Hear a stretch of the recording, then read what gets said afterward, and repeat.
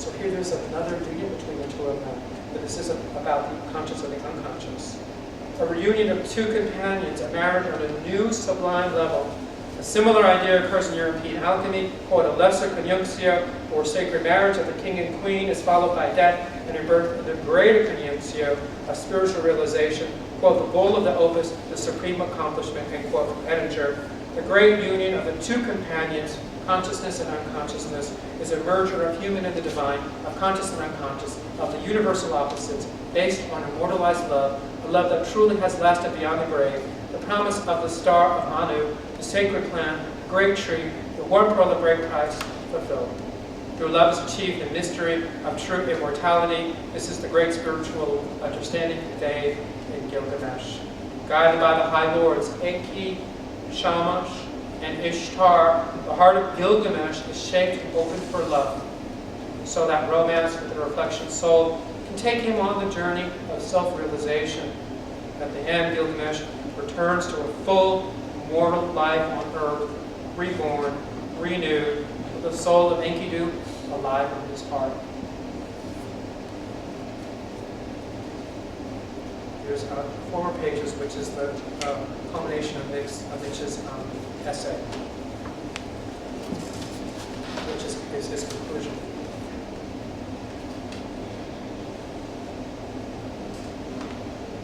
The story of Gilgamesh recounts the constellation of libido in the masculine figure of the soul, in the service of maturation of personality, followed by its sacrifice and return to the unconscious, then its renewal. Here is a cycle of transformation, the cycle of Enki, of Thoth, of Mercurius, of Eros as magus, teacher, successive enactments of which produce further alchemical refinements in the product. In his book, Ego and Archetype, Edward Edinger has described this cyclical pattern as the process by which consciousness develops. Quote, Edinger, psychic growth involves a series of inflated or heroic acts. These provoke rejection and are followed by alienation, repentance, restitution, and renewed inflation. This cyclic process repeats itself again and again in the early phases of psychological development, each cycle producing an increment of consciousness. Thus, gradually, consciousness is built. End quote. By undergoing this process, by working it through, or as Jung put it, having it out, end quote, one becomes the willing partner of the intelligence of the libido, such that eventually there occurs, quote, a state in which the ego is related to the self without being identified with it. Out of this state there emerges a more or less continuous dialogue between the conscious ego and the unconscious, end quote. Elsewhere, Edinger says, quote, psychotherapeutic process is likewise an alternating to improve. One is thrown back and forth between the opposites interminably, but very gradually a new standpoint emerges that allows the opposites to be experienced at the same time. This new standpoint is the conjunctio. End quote from Edinger. The story of Gilgamesh describes such a process of inward development, of individuation, occurring through masculine romantic love and guided by the wise Lord of Wisdom. As such, this story can serve as a model to inform that love wherever it is experienced. Such experience contains a message from Psyche to the lover. It is your heavenly star, your hidden magic brother, your great budding soul that you feel calling to you from your heart. The soul is a mystery that casts a hypnotic spell. Who is not captivated by the search for true love? The story of Gilgamesh can illuminate that search, which ultimately is for one's true self, for one's own psyche, and the great initiation by which psyche is realized in the conscious personality. In this way, the story of Gilgamesh can facilitate the awakening of the reflection soul, of self-awareness, can guide the journey of working through the cycles of libido's evolution, can bring redemption and healing, can reveal the secret treasures promised by love. Through facing and entering the unconscious, for example, through dreaming and dream interpretation, through feats of imagination, through synchronicity, through inner suffering and joy, through facing death, through coming to terms with the archetypes. It's a good list. A psyche shapes and individuates a uniquely conscious personality. When this understanding becomes the basis for a relationship between two men, then relationship serves the individuation process, which in turn refines and strengthens the quality of relationship. Together, then, the experience of outer and inner reality can work to fulfill the potential wholeness of the personality. That's an idea when you fall in love with somebody. The idea is that instead of just acting out and merging with that person, you can actually do inner work and experience the love relationship as a journey into relationship with the shadow and the rest of the unconscious. Together, then, the experiences of outer and inner reality can work to fulfill the potential wholeness of the personality. When a man can see the mythic level in his romantic yearnings and losses, he can begin to differentiate true outer reality from his inner fantasies, and thereby to reclaim projections of the unconscious attractions and repulsions onto others. This is the beginning of loving another person as that person truly is, rather than illusorily as part of a mythic epos. Projections draw one into experience, yet they also grip one in a state of unconsciousness. Recognition of the living truth and power of the myth of romantic love in psyche, at the same time as it allows a new awareness of outer reality, also enables the search for the one pearl of great price, the soul, and its integration of conscious and unconscious. The story of Gilgamesh describes a sequence of experiences, a series of images and feelings that redeem the soul. Gilgamesh wrestling Enkidu in the doorway, marrying him before Ninsun, killing the bull of heaven, wailing over the corpse of Enkidu, wandering through the wilderness, plucking the plant of immortality, crying at the water hole, embracing the ghost of Enkidu, and so on. These are archetypal scenes, the templates or patterns for actual experiences that are fleshed out in a uniquely individual way for each person, through which the soul is constellated and made real in successive refinements. The challenge in individuation is for the person to take on and work through the unique aspects of inner experience, to discover the universal, the archetypal, for then this root level of the experience can be known directly and immediately, and can be facilitated toward integration, toward the further actualization of the personality. Through the descent into psyche, one becomes an active partner in the story of Gilgamesh, and the myth lives in one knowingly. Quote, "For the parts of divinity lost to the darkness can be reached only down there in the depth in which they are swallowed up, and the power which holds them can be overcome only from within." End quote. The tremendous force of the libido is accessed and harnessed by living out the archetypal cycle of the joy-woe, joy-woe, in experience while working it through in awareness, during which the inherent intelligence of phallic libido is personified within to guide and work the libidinal power like Vulcan, working iron in his great furnace within the volcano. This god of libido has many faces, for he is mercurial, a wanderer like Gilgamesh, but he is a great friend, and loyally awaits and encourages a man to find him, or a woman, if you're lesbian, through love. Through his embrace, a man can be drawn into the mysteries of his force. A man can learn to embrace and transform the joystick of his phallus, and thereby sink below the waters and climb up to heaven.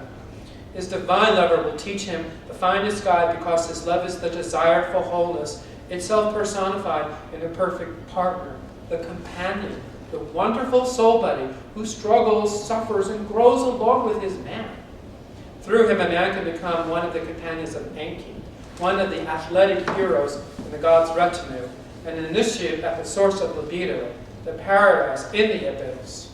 Through him, a man can make the myth real, can personalize it in an ecstatic give and take experience with the soul, and for the sake of love make his soul real, and accomplish the goal of the hero shaman in mortal life, the immortal union with his soul, that constellates the archetype of the self, the center of the psyche, and the noumen of God. Shamanic initiation is the birthright of the homosexual lover, whose fertility can bear the child of wisdom. In Gilgamesh, masculine romance is fecund and fruitful. Child of the gods, blessed by Ishtar and Shamash, midwife by the goatfish, lord of wisdom. It tells of initiation through love into the powers of life and the mysteries of death, into the kingship of spiritual self-realization that wise teachers I've always spoken of.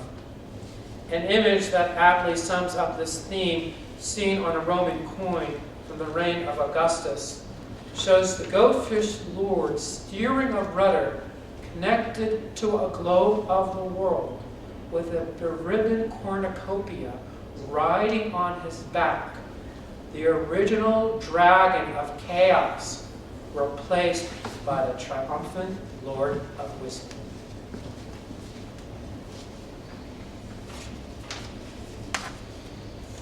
So that is the whole of Mitch's Romance of Gilgamesh, a Jungian commentary. I skipped the first 3 chapters, the first 2 of which some of you heard last month. And now, for those of you who were here the whole month, now you have the whole thing. You have the story of Gilgamesh and then Mitch's analysis. And I'm having a feeling experience myself. I feel like I raced a little bit, and my toxic shame is telling me that I raced, but I'm telling my toxic shame to go take a flight fuck. And I was glad I got through it, and it was really powerful to read that loud in front of a group of people. And I actually really enjoyed it, and I felt really inspired by what Mitch was saying. And also saw where I have a long ways to go in terms of beginning to try to realize this great path of homosexual initiation.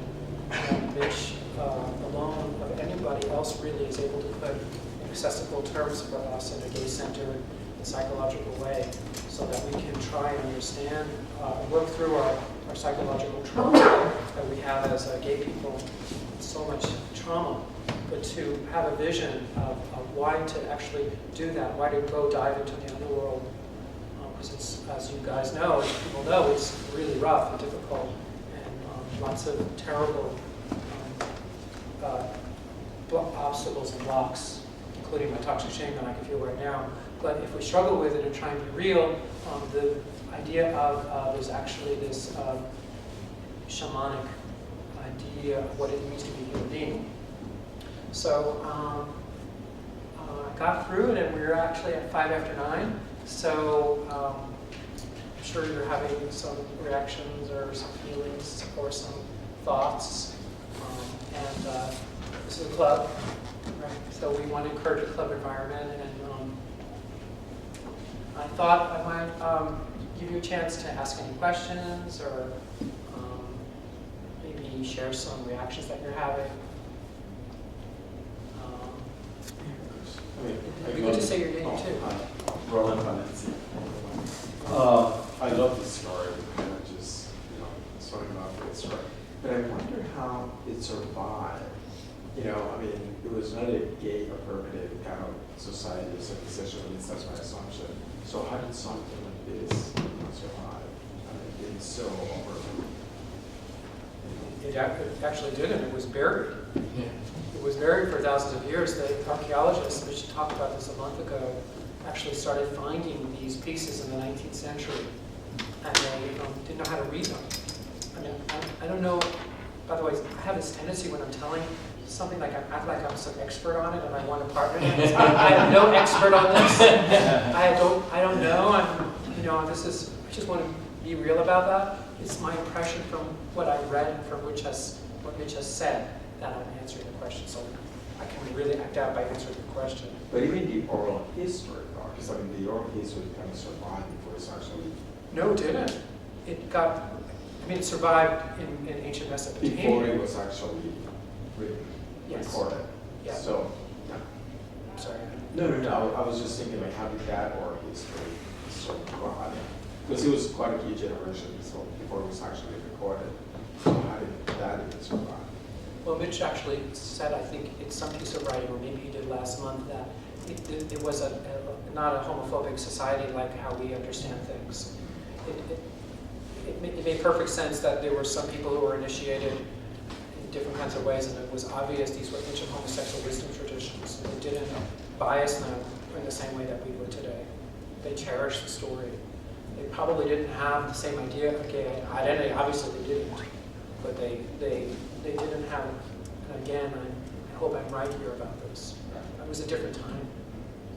But when they found the stones in the 19th century, they tried to read it as, they said, oh, green! We can understand this is an ancient romance. And they tried to look for the missing chickie poo in there, but they couldn't find her. And then some people started to say, oh no, this is a gay love story. There's no chickie poo here. Because in some of the old myths, there was always a woman. I hope that answers your question. Oh, good, thanks for asking.